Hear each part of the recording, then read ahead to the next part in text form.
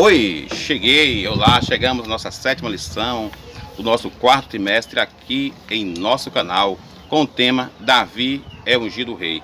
E para você, qual a finalidade da unção? Por que Deus ungia homens e mulheres no propósito da sua obra? E você acredita em unção? Ou seja, podemos tocar em ungido?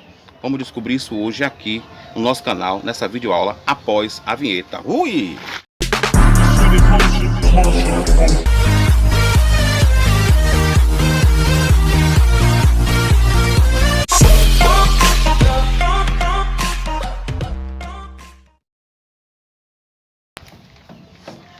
Queridos, chegamos aí à nossa sétima lição.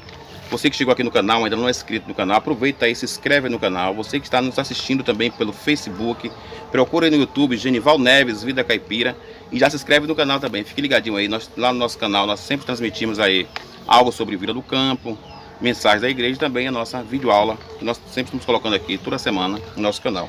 Nossa sétima lição tem um ponto muito importante que diz: Davi é ungido rei. Nós sabemos que a unção, ela tinha uma grande finalidade no Antigo Testamento e continua tendo hoje no Novo Testamento e nos dias atuais também na vida do homem e da mulher de Deus. Sabemos que a unção, ela era derramada sobre os sacerdotes, sobre os reis no Antigo Testamento e no Novo Testamento. Esta unção é derramada através do Espírito Santo na vida do homem e da mulher que estão dispostos a fazer a obra do Senhor. Sabendo e lembrando sempre que a unção, ela não é para o crescimento do homem. A unção não é para que o homem se destaque. A unção não é para que o homem se sinta maior ou melhor que o outro. A unção é exclusivamente para o crescimento do reino de Deus e também para o crescimento do nome do nosso Senhor e Salvador Jesus Cristo, porque só este nome é digno de honra, de louvor e de adoração para todo sempre. Amém. Porque Jesus é o efeito, é o poder, é o que mantém o evangelho de pé até hoje. Vamos aqui ao nosso primeiro ponto. Davi é ungido rei. O significado e propósito da unção.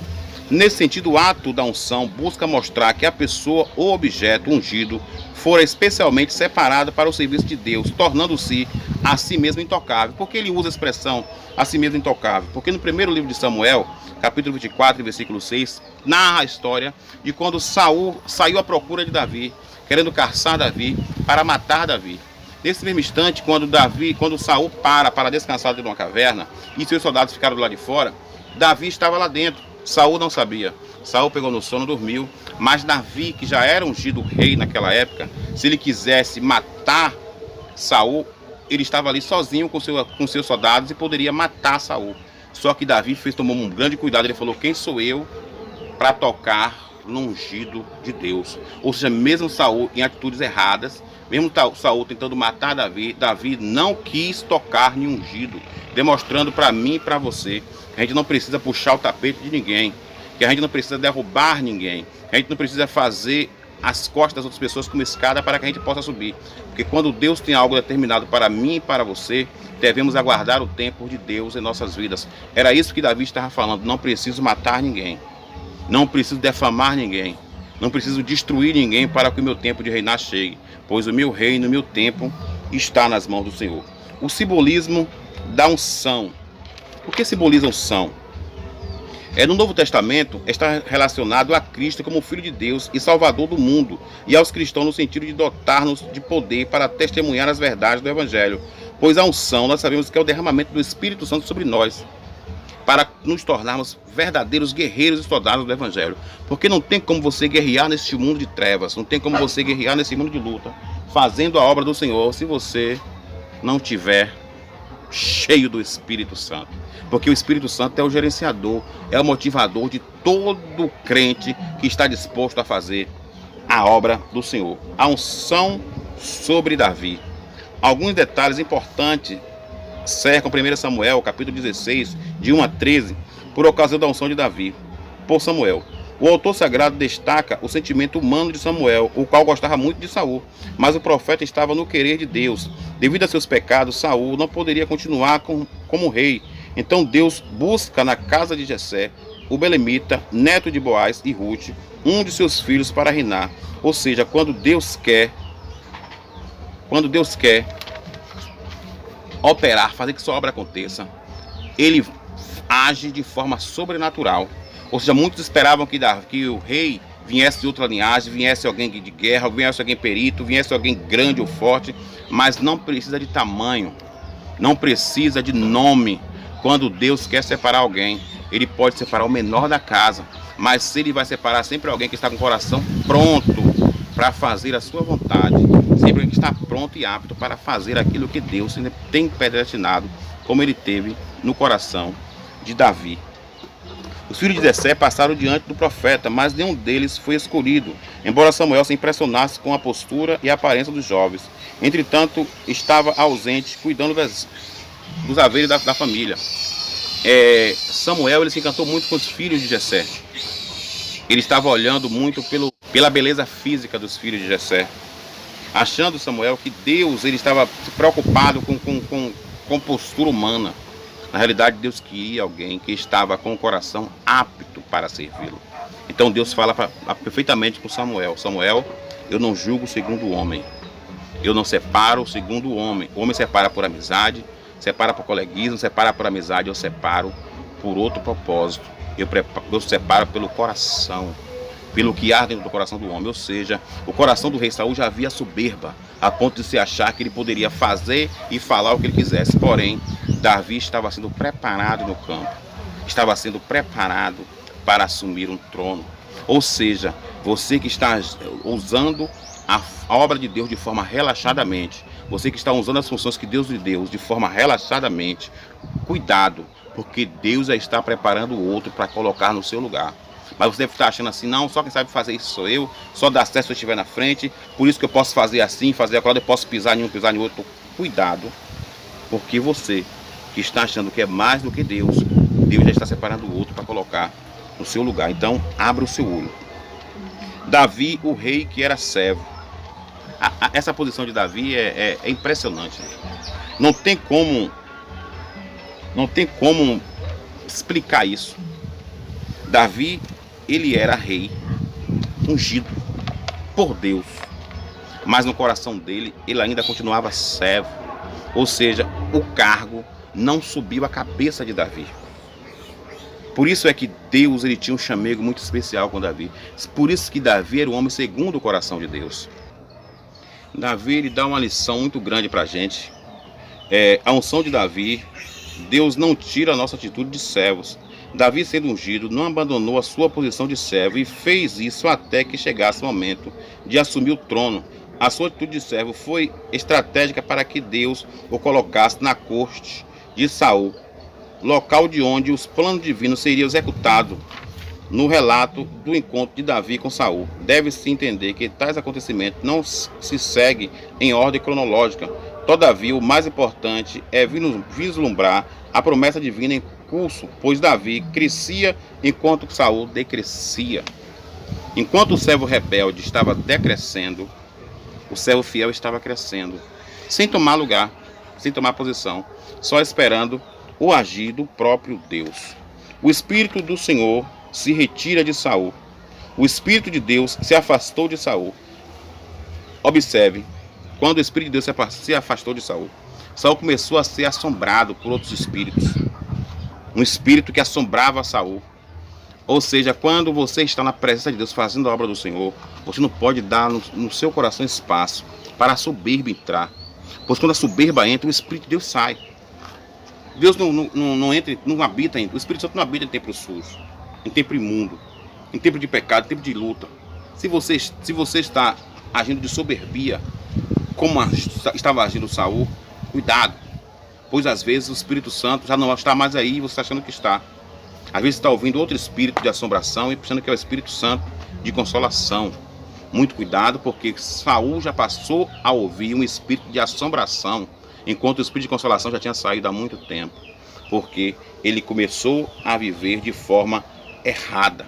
Deus levanta autoridades. Davi esteve muito tempo com Saul, mas em momento algum relatou a unção de Samuel sobre a sua vida. Tentou aproveitar-se da vulnerabilidade do rei para matá-lo e assumir o reino. Antes participou de lutas em favor. Ou seja, às vezes tem que guardar esse secreto. seu mistério com Deus. Davi não contou a Saul que ele era ungido rei. Davi não agiu como rei com Saul. Davi agiu como servo. Ou seja, ele guardou em silêncio a sua unção, mas ele não ficou torcendo para que Saul caísse. Ele não ficou torcendo para que Saul morresse, não. Davi ficou ainda ajudando o ministério de Saul, lutando as guerras de Saul, blindando Saul, porque o compromisso de Davi não era para destruir, era para construir. Davi não estava ali para destruir Saul, ele estava ali para contribuir para o reino de Deus através da vontade do Senhor. Então quem está na vontade do Senhor não tem pensamento algum de destruir ninguém. Ah, não quero destruir fulano tal para tomar o ministério de fulano. Eu estou falando mal de fulano, que vi fulano fazendo isso porque eu quero tomar a posição de fulano. Davi não tinha esse sentimento. Esse sentimento era o sentimento do diabo, pois o sentimento de Deus é o sentimento de união, de unir forças e não de quebrar forças. O gigante Golias, depois de ungido, Davi tem diante de si um grande desafio, o qual foi temido por todos Israel, lutar contra Golias. Tendo este aproximadamente 3 metros de altura, era um sobrevivente da raça dos gigantes anaquins, um remanescente que refugiou em Gazá, Asdod, na ocasião da execução feita por Jessé, das montanhas de Judá. Esse gigante tinha uma couraça feita de metal e escamas que lhe guardava todo o corpo. Todas as armas de defesa desse guerreiro eram de bronze e as de ataque de ferro.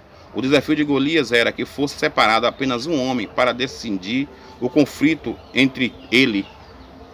Ele queria definir os reinos através do combate entre um e o outro homem. Só que o rei da atualidade era Saul. E Saul ficou em silêncio.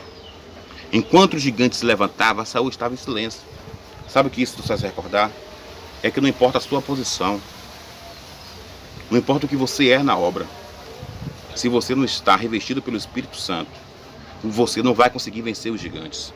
Se você não estiver guardado debaixo da proteção de Deus, a sua experiência não vai, o seu cargo não vai fazer você vencer os gigantes, a não ser que você esteja guardado debaixo das mãos do Todo-Poderoso. Então nunca tome uma atitude ministerial antes de consultar o Deus dos céus. Davi ungido e cheio de fé. Davi continuava a sua missão de servo. Ele não ficava permanente na casa de Saul, mas sempre voltava para a casa de seu pai, ficando a cuidar das ovelhas. Davi era jovem e não estava pronto para a guerra. Isso aos olhos dos homens, mas Deus usou Davi de forma poderosa para proteger os rebanhos de seu pai. Quem olhava Davi via só um menino. Quem olhava Davi via só um fracote. Quem olhava Davi via só um pastorzinho de ovelhas. Mas Deus já estava preparando em oculto Davi para enfrentar gigantes. Enquanto os irmãos de Davi estavam no campo, estavam na guerra, Davi estava cuidando das ovelhas. Mas enquanto Davi cuidava das ovelhas, Davi já matava leão, já matava urso, já lutava pelos bens da família. Ou seja, Davi tinha fé e tinha Deus. E quem tem Deus, embora para as pessoas é pequeno, embora para as pessoas é um fracote, embora as pessoas não acreditem no seu ministério, como não acreditaram no ministério de Davi, embora as pessoas olhem para você e vejam você apenas um pequeno, alguém escondido, alguém frágil, alguém que não tem conhecimento, que não tem peleja, que não tem força, o que importa é que Deus veja em você um matador de gigante, alguém que tenha fé, que tenha esperança no Senhor Jesus e que seja firme em meio ao gigante dessa vida, prevalecendo e gritando assim: eu sei em quem eu tenho crido. Davi, ele tinha essa convicção, pois Davi era um homem cheio de fé. Você pode ser pequeno, mas se você tem fé, não há gigante das trevas que possa ficar de pé perante a sua vida. Não há gigante que possa ficar de pé perante o seu ministério. Não há gigante que possa ficar de pé perante a sua família. Porque você pode até ser pequeno aos olhos do homem, você pode ser até pequeno aos olhos das pessoas, mas se tu tem fé, tu é como Davi, pequeno por fora, mas com Deus gigante por dentro. E quem tem esse Deus vence todas as suas pelejas. As armas do garoto. Davi atribuiu a vitória que obteve sobre o urso e o leão, não a sua habilidade, mas a Deus. Esse era o segredo de Davi. Ele sabia que ele não quebrou o pescoço de urso porque ele era forte. Ele sabia que ele não pegou o leão pela juba e rasgou a garganta porque ele era forte ou porque ele era habilidoso. Ele sabia que ele fez aquilo porque Deus estava com ele. Então, quando Davi viu o gigante desafiando todo Israel, ele não entrou ali dizendo assim: eu sou forte. Não. Como é que pode um homem desse, um bandido desse, se levantar contra o povo de Deus? Ou seja, Davi tinha consciência que Deus guardava o seu povo, que Deus estava com ele. Então por isso Davi aceitou o desafio do gigante. Eu irei ter com ele, não com armas de homem, não com armadura, não com espada, não com espada, não com escudos. Eu não vou lá com armaduras, eu vou apenas com fé, confiando no Deus dos exércitos. Por isso Davi olha para o gigante e fala assim: tu vieste contra mim com armas, mas eu vou contigo em nome do Deus de Israel. Davi tinha consciência que quem está com Deus, embora pareça pequeno, é maioria. O contraste entre Davi e Golias: humanamente era impossível Davi vencer Golias, visto que este era um gigante e Davi um jovem comum. Mas todo o diferencial estava na unção, e Davi recebeu a fé que tinha em Deus. Paulo diz que o cristão anda por fé e não por vista. Entendeu? Você olha para a sua situação, você diz assim: rapaz, é impossível isso dar certo. Você olha assim: rapaz, é impossível. Eu lembro do pastor Josevaldo na igreja Assembleia do Pinho. Faltava 15 dias para ele ter a festividade da igreja. E a igreja no chão, descoberta. Ainda precisava bater uma laje, cavar buraco, levantar a parede. E ele falou assim: humanamente será impossível, mas quem está com Deus sabe que o impossível acontece a qualquer momento. E a festa aconteceu com a igreja de pé. Deus honrou a fé do pastor, como honrou a fé de Davi quando enfrentou aquele gigante. Tu pode vir com for gigante, mas eu vou com fé. Sua família está sendo destruída, seu ministério está sendo destruído, a sua vida está sendo arruinada, e você está olhando para um lado e para o outro e só está vendo um gigante como Davi viu. O povo de Israel recuou. Saul, que era rei, recuou. Mas Davi não, Davi foi para cima. Sabe por quê? Porque Davi sabia que quem tem Deus não há gigante que possa vencer. Se sua família está em crise, se seu casamento está em crise, seu ministério está em crise, faça como Davi, parta para cima desse gigante, porque em nome de Jesus não há barreira que possa ficar de pé contra a sua vida.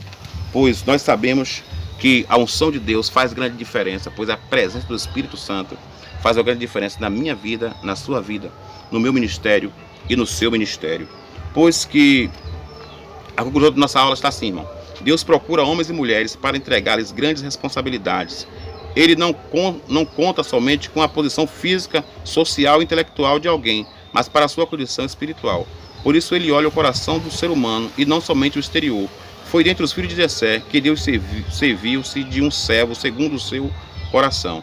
Deus unge e separa pessoas humildes para a sua obra, que estejam prontos para viver pela fé e que não tentam enfrentar o inimigo. Ou seja, Deus está pronto a encontrar homens que vivam pela fé e que não temam enfrentar inimigos. Como é que você está? Está pronto? Está apto? Então, arregaça as mangas, passa o paletó, pega a espada, lê a palavra, se prepara e vamos para o campus guerrear e alcançar almas. Não para o meu crescimento, nem para o teu crescimento, nem para o crescimento da minha igreja, nem da tua igreja, mas para o crescimento do reino de Deus através de almas sendo rendidas, pois a grande festa no céu, quando um pecador alcança a salvação.